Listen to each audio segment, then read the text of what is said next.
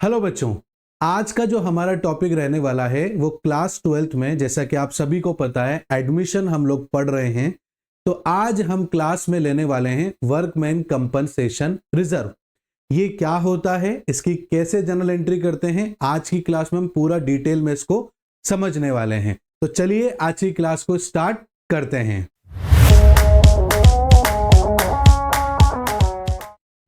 Hello and welcome, मेरा नाम है शाहरुख खान और स्वागत करता हूं मैं आप सभी का हमारे इस यूट्यूब प्लेटफॉर्म पे जिसका नाम है FMI करियर इंस्टीट्यूट। तो जैसा कि बच्चों आप सभी को पता है, वर्कमैन कंपनसेशन रिजर्व हम लोग आज स्टार्ट कर रहे हैं। सबसे पहले रिजर्व के ऊपर बात करते हैं। जब हम इसकी थ्योरी पढ़ रहे थे एडमिशन की, तो मैंने आप सभी को बताया था कि जब भी कोई नया पार्टनर एंटर होता है बिजनेस में, तो प्रोविडेंट फंड के बाद में उसको छोड़ देना आप, बाकी जितने भी रिजर्व्स हैं उन सभी रिजर्व्स को हम लोग नए पार्टनर के आने से पहले पुराने पार्टनर को पुराने शेयर में डिस्ट्रीब्यूट कर देंगे। ठीक है, अब हम समझते हैं कोई स्पेसिफिक रिजर्व्स अगर हो तो उसका हमें क्या करना चाहिए। जैसे कि स्पेसिफिक रिजर्व यहां पर क्या है, वर्कमैन कंपनसेशन। मतलब आप ये रिजर्व अपने वर्कर्स के लिए रख रहे हैं कि जब भी कोई वर्कर्स के साथ में अगर कोई हादसा हो जाए, कोई प्रॉब्लम क्रिएट हो जाए, उसको कोई डैमेज हो जाए, तो हम उसको उस समय पर उस रिजर्व में से पैसा दे सके ताकि फर्म की फाइनेंशियल कंडीशन के ऊपर उसका असर देखने को ना मिले बेटा। इसीलिए सभी समझदार बिजनेसमैन क्या करते हैं, अपने प्रॉफिट में से इन सभी चीजों के लिए थोड़ा थोड़ा रिजर्व्स रखते हैं ताकि फाइनेंशियल जो क्राइसिस है वो बिजनेस को ना देखनी पड़े। इसीलिए वर्कमैन कंपनसेशन भी बनाया जाता है। इसमें सिर्फ यही है कि वर्कर्स को अगर कोई प्रॉब्लम हो गई है जिस वजह से उन्हें पैसा चाहिए, तो यहां पर फर्म को अपनी फाइनेंशियल जो पोजीशन है उस पर कोई असर ना पड़े, इसलिए हम उन रिजर्व्स का इस्तेमाल करते हैं। अब इन रिजर्व्स में क्या होता है, स्पेसिफिक रिजर्व्स में बच्चों, जितना क्लेम हो चुका है, जितना वर्कर्स को हमने दे दिया है, सपोज करो उसके बाद अगर कुछ पार्ट बच जाता है रिजर्व के अंदर और नया पार्टनर बिजनेस में एंटर हो रहा है, तो उसके एंटर होने से पहले जितना भी वर्कमैन कंपनसेशन रिजर्व में अमाउंट बचा है या कोई भी स्पेसिफिक रिजर्व में अमाउंट बचा है, उसे ओल्ड पार्टनर्स को ओल्ड रेशो में दे दिया जाएगा। इज दैट क्लियर बेटा? अगर जनरल रिजर्व होता तो वो तो जनरल रिजर्व है बेटा। पार्टनर कोई नया एंटर हो रहा है तो हम क्या करेंगे, directly total amount of general को डिस्ट्रीब्यूट कर देंगे पुराने पार्टनर्स में पुराने रेशो में। बट बेटा ये स्पेसिफिक है, यहाँ हमें साफ साफ पता चल रहा है कि वर्कमैन कंपनसेशन रिजर्व है, मतलब वर्कर्स को जब भी जरूरत पड़ेगी पैसों की, रिजर्व में से पैसे निकाल कर दे देंगे। तो ये स्पेसिफिक रिजर्व हो गया बेटा। और इस स्पेसिफिक रिजर्व में यही एक कंडीशन है कि जिसके लिए आपने रिजर्व रखा है पहले उसको चेक कर लो कि कहीं उसको तो जरूरत नहीं है। अगर उसको जरूरत है तो जितनी जरूरत है उतना उसमें से दे दें, बच जाए तो आप ओल्ड पार्टनर्स ओल्ड रेशो में ले जा सकते हैं। बट कई बार ऐसे देखने को मिला है बेटा, जितना रिजर्व हमने रखा है उससे ज्यादा ही क्लेम हो जाता है। सपोज करो 50,000 रिजर्व है, क्लेम हो गया है 80,000 रुपीज का, जो यहाँ 30,000 का जो यहाँ पर और एक्स्ट्रा अमाउंट हमें नीड है, ये पार्टनर को अपनी जेब से देना पड़ेगा। Is that clear? तो वो लॉस की सिचुएशन भी कई बार हो जाती है। कई बार ऐसे भी देखने को मिलता है कि भाई 50,000 रिजर्व है but workman compensation reserve claims में 80,000 रुपए की, मतलब 80,000 रुपीज की हमें जरूरत हो गई। तो ऐसी सिचुएशन में जो 30,000 रुपए हैं वो पुराने पार्टनर्स ही लाएंगे ताकि कंपनसेशन किया जा सके वर्कर्स को। इज दैट क्लियर बेटा? आई होप आपको ये समझ में आया होगा कि वर्कमैन कंपनसेशन रिजर्व होता क्या है, किस लिए किया जाता है और इसमें क्या क्या कंडीशंस होती हैं। अब सबसे अच्छी बात यह है कि अगर हम इसका एक क्वेश्चन कर लें तो बचा कुचा जो हमारा डाउट है ना वो भी क्लियर हो जाए। तो चलो एक क्वेश्चन करते हैं और समझते हैं इसकी अकाउंटिंग सिचुएशंस को भी। तो देखो बेटा, यहां पर ये रहा वर्कमैन कंपनसेशन रिजर्व। यहां पर आपके पास में साफ साफ लिख रखा है बेटा कि A, B और C तीन पार्टनर्स हैं जिसका प्रॉफिट शेयरिंग रेशियो 2:1 है। डी यहां पर एडमिट होता है 1/4 शेयर के साथ में विद इफेक्ट फ्रॉम 1 अप्रैल 2017 में। And extract of the balance sheet आपको दे रखी 31 मार्च 2017 की, जहां पर वर्कमैन कंपनसेशन रिजर्व है 80,000 रुपीज। इज दैट क्लियर बेटा? मतलब आपने रिजर्व रख रखा है यहां पर 80,000 रुपए का।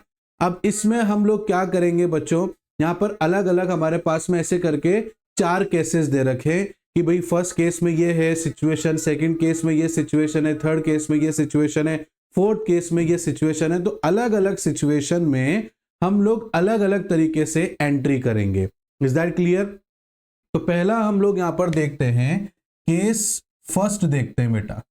केस फर्स्ट में कहा गया है if there is no other information, अगर मान लीजिए कोई दूसरी इंफॉर्मेशन नहीं है, कोई दूसरी इंफॉर्मेशन नहीं है, मतलब क्लेम हुआ है ये भी इंफॉर्मेशन नहीं है, कितना क्लेम हुआ है ये भी इंफॉर्मेशन नहीं है बेटा। तो कुछ भी अगर इंफॉर्मेशन ना हो तो उस केस में क्या करेंगे, हम ये समझेंगे कि कोई भी वर्कमैन कंपनसेशन क्लेम नहीं हुआ है और ये जो वर्कमैन कंपनसेशन रिजर्व है ये हम पूरा का पूरा एज इट इज पार्टनर्स को दे देंगे, पार्टनर्स के बीच में बांट देंगे। याद रखना कौन से पार्टनर बेटा?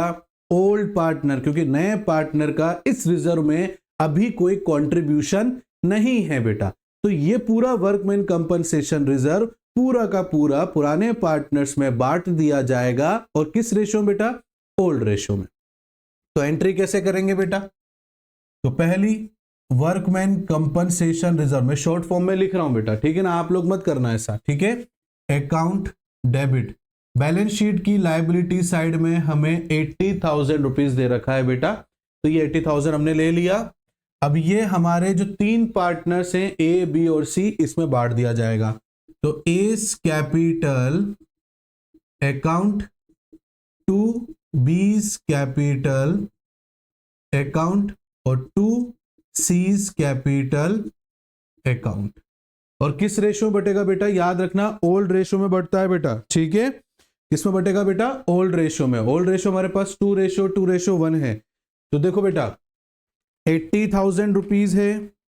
टोटल ऑफ रेशियोज कितना है बेटा? टोटल ऑफ रेशियोज है बेटा यहां पर 2 + 2 4 + 1 5। 5 से डिवाइड करेंगे, ठीक है, मल्टीप्लाई बाय 2 कर देंगे बेटा। तो अपने पास में 32,000 रुपीज ए को, 32,000 रुपीज बी को और 16,000 रुपीज सी को 80,000 में से डिस्ट्रीब्यूट कर देंगे। और यहां लिख देंगे workman compensation reserve credited to the old partners capital account in their old ratio. Old ratio आप लिख देना बेटा, यहां पर ये लिख दिया हमने। इज दैट क्लियर बच्चों? बात समझ में आई आप लोगों को? स्क्रीनशॉट लेते हुए चलना है इसका, ठीक है ना। तो मैंने क्या कहा आपसे, जितना यहां पर क्लेम होगा उसके बाद जो बचेगा वो हम पार्टनर को दे देंगे। बट इस केस में क्या हुआ, कोई जानकारी नहीं है भाई कितना क्लेम हुआ कि नहीं हुआ, ठीक है ना। तो ऐसी सिचुएशन में जब कोई जानकारी ना हो वर्कमैन कंपनसेशन रिजर्व के लिए, तो हम ये एज्यूम कर लेंगे कि पूरा का पूरा जो रिजर्व है वो ओल्ड पार्टनर को दे दिया जाएगा और कोई भी क्लेम नहीं हुआ है, ठीक है।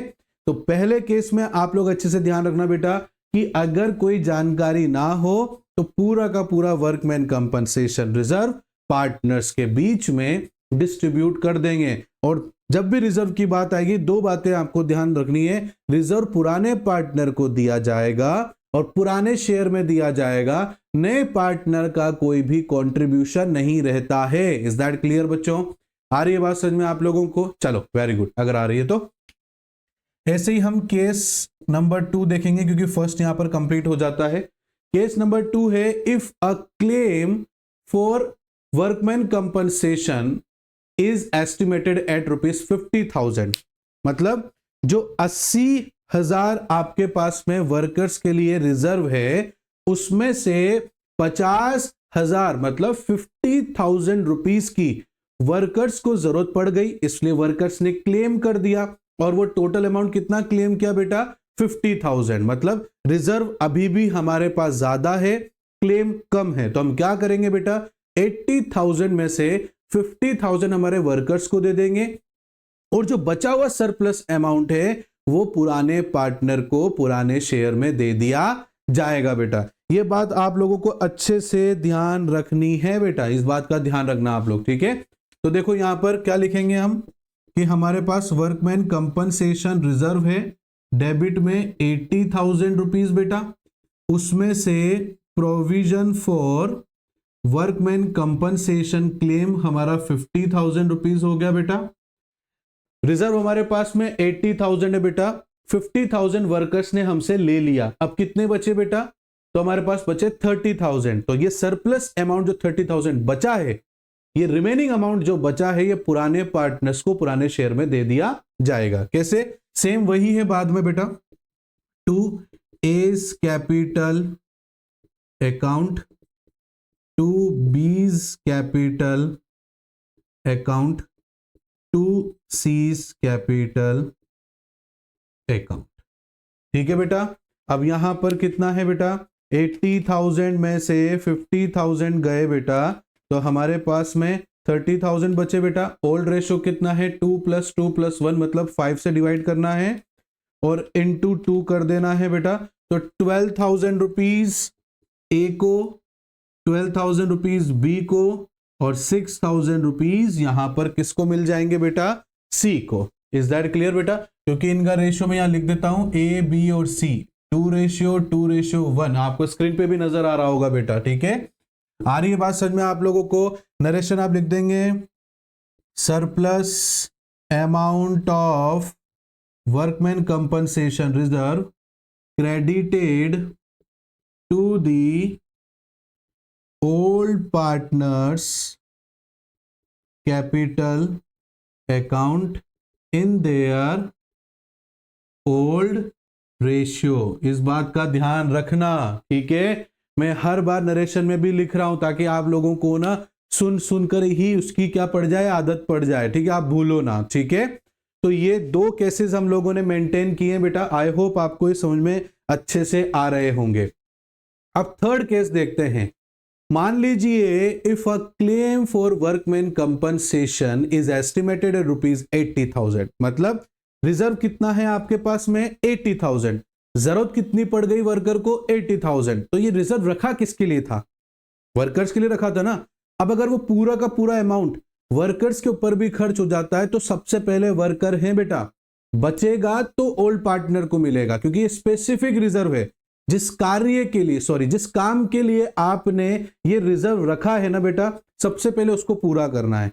तो वर्कमैन कंपनसेशन रिजर्व आपने बनाया, उसमें आपने 80,000 रिजर्व रखा बेटा, तो सबसे पहला अधिकार उसमें किसका है, वर्कर्स का है। अब सपोज करो यहां देखो आप क्वेश्चन में 80,000 रुपीज आपने रिजर्व रखा, वर्कर्स ने 80,000 का ही क्लेम कर दिया, तो सबसे पहले उन्हें सेटल्ड करो, ठीक है। अब बच नहीं रहा तो कोई बात नहीं, वो क्वेश्चन वहीं खत्म हो जाएगा, वो जनरल एंट्री वहीं खत्म हो जाएगी, क्योंकि स्पेसिफिक रिजर्व है बेटा। तो स्पेसिफिक रिजर्व के लिए सबसे पहले स्पेसिफिक चीजें ही होती हैं, ठीक है। अब इसकी एंट्री कैसे करेंगे वो हम देखते हैं बेटा। मैं इसको यहां से ही हटा देता हूं, आप लोग अमाउंट ध्यान रखना बेटा, 80,000 रुपीज है, ठीक है। तो ये हमारा केस थर्ड होने वाला है बेटा। क्या होने वाला है, हमारा केस थर्ड होने वाला है। और यहां पर जनरल एंट्री हम कर रहे हैं, तो workman compensation reserve account debit 80,000 rupees बेटा, to provision for workman compensation claim है बेटा 80,000 रुपीज। इज दैट क्लियर बेटा, बात समझ में आ गई आप लोगों को। तो भाई आपने रिजर्व किसके लिए रखा, आप इन चीजों को प्रैक्टिकली समझो बेटा, ठीक है ना, रटना कुछ नहीं है, रटोगे तो भूल जाओगे। आप इस बात को ध्यान रखो, आपने रिजर्व किसके लिए रखा, वर्कर के लिए। अब वर्कर पे अगर पूरा पैसा खर्च हो जाए तो पहले उस पर खर्च करना है, बचेंगे तो लेना है, नहीं तो ऐसी कोई जरूरत नहीं है बेटा, पूरे के पूरे पैसे आपको वर्कर्स को देने, अगर वर्कर्स को नीड होती है या वो क्लेम करते हैं, ठीक है। तो यहां पर आप लिख देंगे provision made for workman compensation claim, खत्म बात। इज दैट क्लियर बेटा, मेरी बात समझ में आ रही है नहीं आ रही आप लोगों को। ये शॉर्ट फॉर्म में लिख रहा हूं मैं आप लोगों को, ठीक है ना। आप लोग प्लीज पूरा पूरा लिखना वहां पर एग्जाम्स में, ठीक है ना। ऐसा नहीं कि सर ने लिख दिया तो आप भी लिख दें, नहीं आपको नहीं करना। मैं तो सिर्फ यहाँ शॉर्ट फॉर्म में ऐसे ही लिख रहा हूं, ठीक है ना। आप लोग पूरा पूरा लिखना बेटा, ठीक है। अब देखो बेटा, ये केस यही खत्म हो जाता है। अब कुछ पैसे बचे ही नहीं तो आगे क्या करना है, ठीक है ना। 80,000 रिजर्व था, वर्कर्स ने वही पूरा क्लेम कर लिया, तो जर्नल एंट्री यहां पर खत्म हो जाती है। हम नेक्स्ट केस नंबर 4 पर आते हैं बेटा, और उसको देखते हैं कि वहां हमसे क्या मांगा जा रहा है, ठीक है। चलो देखते हैं क्वेश्चन ये रहा। हाँ, लास्ट केस है बेटा, if a claim for workman compensation is estimated at ₹1,00,000।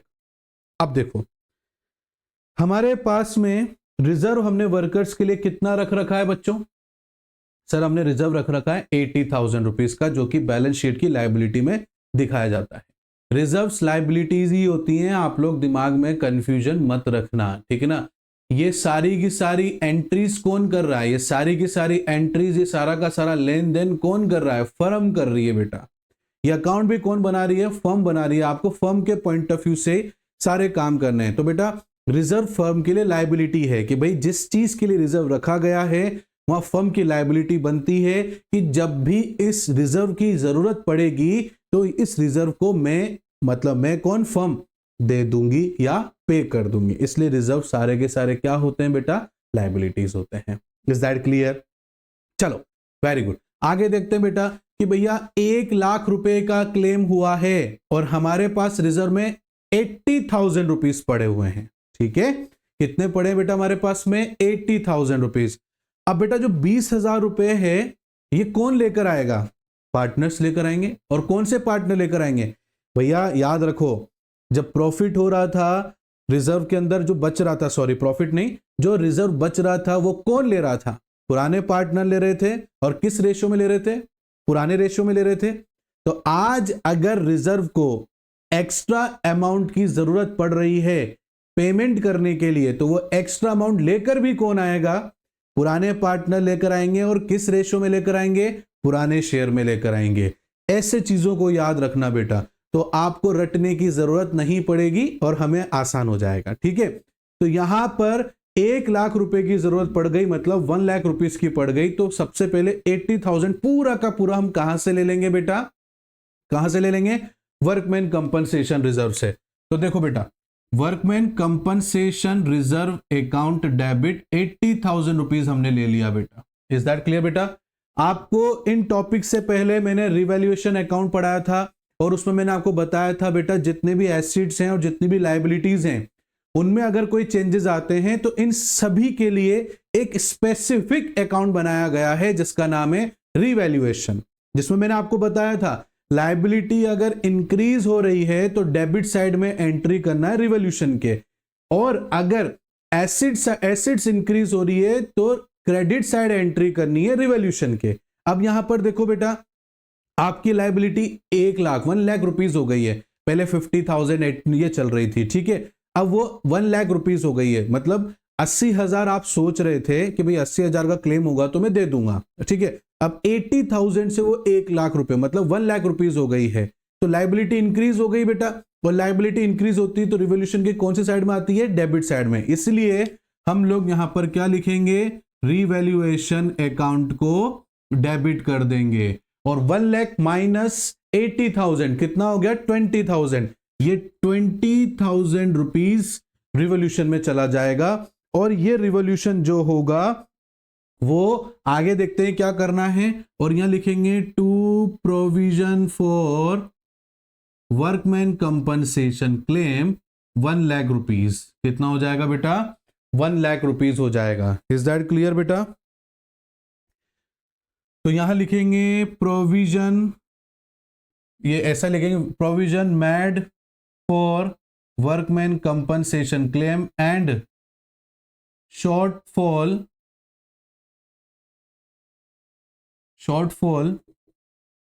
Charged. और जो शॉर्टफॉल मतलब जो कमी आई है, ठीक है, वो हम क्या करेंगे? Shortfall charge to revaluation account. Is that clear बच्चों? आ रही है बात समझ में आपको? तो पहली एंट्री इस केस में ये होगी, इस केस में 2 एंट्रीज होंगी बेटा, ये अपन एंट्री करेंगे। रिवॉल्यूशन 20,000 डेबिट हो रहा है, मतलब लॉस हो गया, और लॉस को बियर कौन करेगा? पुराने पार्टनर पुराने शेयर में। तो यहां लिखो बेटा, A's capital account debit, B's capital account debit, C's capital account debit to revaluation account 20,000 rupees. इस 20,000 रुपीज को डिस्ट्रीब्यूट किया जाएगा। इज दैट क्लियर बेटा? 20,000 डिवाइडेड बाय तीनों शेयर का टोटल 2 + 2 4 + 1 5 से डिवाइड करेंगे बेटा, और इनटू 2 कर देंगे, तो ये हो गया 8,000 रुपीज हमारे ए भैया देंगे, 8,000 रुपीज बी देंगे, और 4,000 रुपीज यहां पर जो है सी देंगे। इज दैट क्लियर बच्चों? बात समझ में आ रही है? Loss on revaluation debited to the old partners capital account in their old ratio. is that clear बेटा? बात समझ में आई नहीं आई आप लोगों को? प्लीज कमेंट में जरूर बताना इसके बारे में, ठीक है बेटा? आई होप आज की इस क्लास के अंदर ये वर्कमैन कंपनसेशन रिजर्व की जो सिचुएशन थी, जो केसेस थे, वो आप सभी को अच्छे से क्लियर हुए होंगे। फिर भी कोई डाउट रहता है बेटा तो नीचे स्क्रीन पर नंबर चल रहे हैं हमारे लोगों के, आप वहां पर हमसे कांटेक्ट कर सकते हो, और चाहो तो आप लोग कमेंट में भी हमसे पूछ सकते हो बेटा। बस आपसे एक ही रिक्वेस्ट है बेटा, प्लीज आपको क्लास अच्छी लग रही है तो प्लीज लाइक जरूर करना है, और शेयर अपने दोस्तों के साथ बिल्कुल करना है, और बेल आइकन जरूर दबाना है, सब्सक्राइब जरूर करना है, ठीक है? और ताकि आप सभी को हमारी क्लासेस टाइम पर मिल सके बेटा। तो आज की क्लास को करते हैं यहीं ब्रेक, मिलते हैं नेक्स्ट क्लास में, तब तक के लिए thank you and bye bye.